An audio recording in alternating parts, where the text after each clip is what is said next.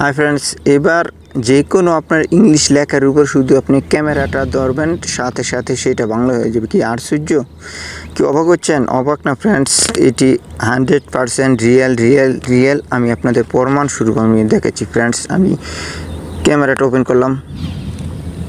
Friends, ক্যামেরাটা open করার পর আপনারা দেখতে পাচ্ছেন ক্যামেরা এখানে কিন্তু এসটিসি নামের একটা সোয়া আমি দেখাচ্ছি, একটি রিচার্জ কার্ড। হ্যাঁ, এসটিসি দেখুন, এসটিসি সোয়া 50।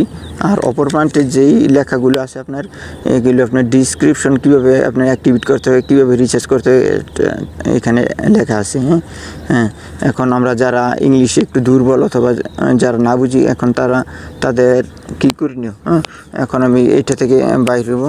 একটি অ্যাপসের মাধ্যমে আমি দেখাচ্ছি, যে অ্যাপসটি খুবই জনপ্রিয়। প্রত্যেকটা মোবাইল আছে, গুগল ট্রান্সলেট নামের এই অ্যাপটিতে চলে যাবেন।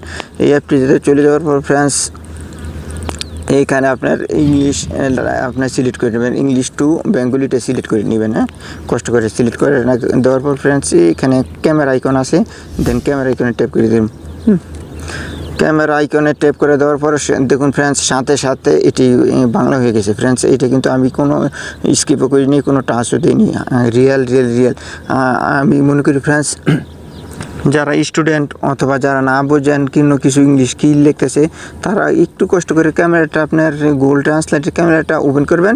এখন আপনি কীভাবে এটা আপনি সেভ করবেন, একটু কষ্ট করে আপনাকে কিছু করতে হবে না, একটু এখানে ট্যাপ করবেন।